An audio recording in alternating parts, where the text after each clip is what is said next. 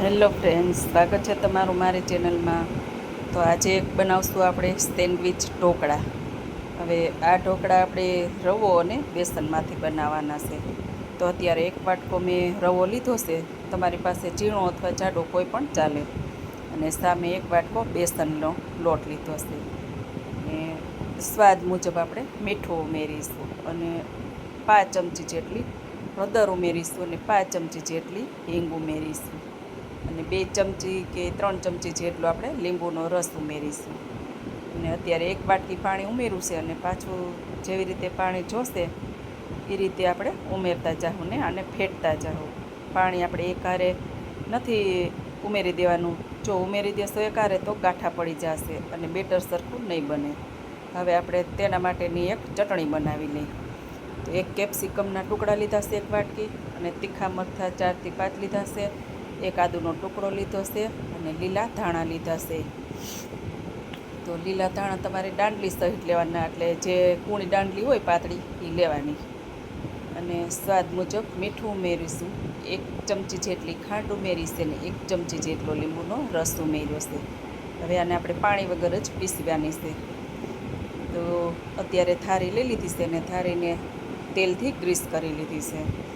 અને સાઈડમાં આપણે પાણી પણ ગરમ થવા મૂકી દીધું છે. હવે આનું આપણે 2 ભાગમાં ડિવાઈડ કરી લેવું બેટરને.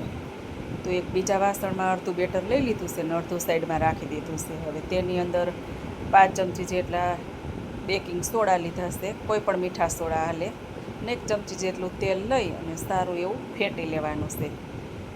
તરત જ ફેટી અને આપણે ટ્રાન્સફર કરી લેવાનું. હવે થાળીને આવી રીતે થપથપાવી આખી થાળી અંદર ફેલાવી દેવાનું. હવે આને આપણે સ્ટીમ કરી લેવું. સ્ટીમ એટલે આને 2 થી 3 કે 4 મિનિટ જેવું સ્ટીમ થવા દેવાનું. આપણે કેમ કે હજી 2 થી 3 વાર સ્ટીમ કરવાનું છે. હવે એક વાસણમાં પાછું આપણે એક અડધી વાટકી ઝીણો રવો લીધો છે, 1 વાટકી ખાટું દહીં લીધું છે, અને જે આપણે લીલી ચટણી બનાવી હતી એ ઉમેરી છે ને સ્વાદ મુજબ મીઠું ઉમેર્યું છે. થોડો એવો 1 પીંચ જેટલો ફૂડ કલર ઉમેર્યો છે, કે જો ફૂડ કલર ઉમેરશો એટલે દેખાવમાં પણ સરસ આવશે અને જે આપણે ઢોકળા બનાવશું તેમાં લેયર પણ સરસ આવશે.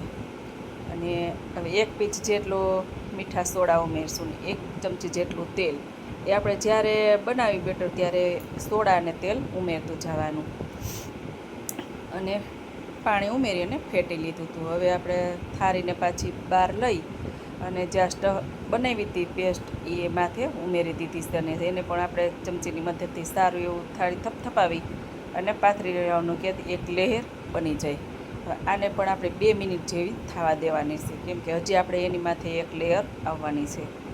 તો 2 મિનિટ જેવું થઈ ગયું છે અને લેયર પણ સરસની થઈ ગઈ છે. તો હવે પાછી આપણે બેટર વધ્યું હતું એ બેટરની અંદર પાછા આપણે મીઠા સોડા 1 પીંચ જેટલા અને અડધી ચમચી જેટલું તેલ ઉમેરશું અને પાછું આપણે આને ફેટી લેશું. સારું એવું ફેટી અને જે આપણે થાળીમાં 2 લેયર કરી છે એની ઉપર આ પાછું રેડી દેવાનું. આની ઉપર પાછું રેડી બધું જ હવે એકા સાથે રેડી દેવાનું છે. એટલે તમારે જે એક લેયર કરતા જાવ ને એકદમ સરસ પાતળી એવી જ કરવાની, કેમ કે 3 લેયર આવે એટલે થાળી અડધીથી ભરાઈ જાય વધારે, અને પાછું ફૂલાય એટલે એક થાળી થઈ જાય. તો આને પણ સારું એવું થપથપાવી અને આખી થાળી અંદર થઈ જાય એટલે પાછી ઉપરથી આપણે લાલ મરચું પાવડર ભભરાવીશું. તો આ રીતે લાલ મરચું પાવડર થોડું થોડું એવું સ્પ્રિંકલ કરવાનું, એટલે ખાવામાં પણ ખૂબ ટેસ્ટી લાગશે અને દેખાવમાં પણ તમારા ઢોકળા સરસ લાગશે. પાણી ઓછું થઈ ગયું હતું તો અડધો ગ્લાસ પાછું પાણી આપણે કઢાઈમાં ઉમેર્યું છે. અને હવે થાળીને પાછી આપણે સ્ટીમ કરવા મૂકી દઈ. આને હજુ આપણે હવે 10 મિનિટ જેવું થવા દેવાનું છે.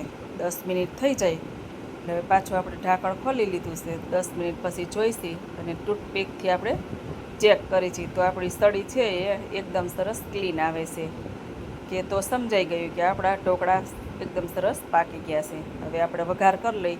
તેલ ગરમ થઈ ગયું છે તો તેની અંદર રાઈ, જીરું અને મીઠો લીમડો એનો વઘાર કરી અને ચમચીથી આપણે આખી થાળી ઉપર આવી રીતે રેડી દેશું વઘાર.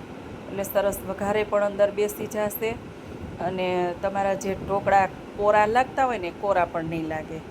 ચપ્પુની મદદથી અને આપણે આવી રીતે કાપા કરી લેશું. તમને જેવો શેપ ફાવે એવો શેપ કરવાનો છે. તમને ચોરસ શેપ ફાવતો હોય તો ચોરસ શેપ કરવાનો, તે આમ ત્રિકોણ શેપ એટલે કે ચોરસ લંબચોરસ ફાવતો હોય તો એ રીતે કરવાનો.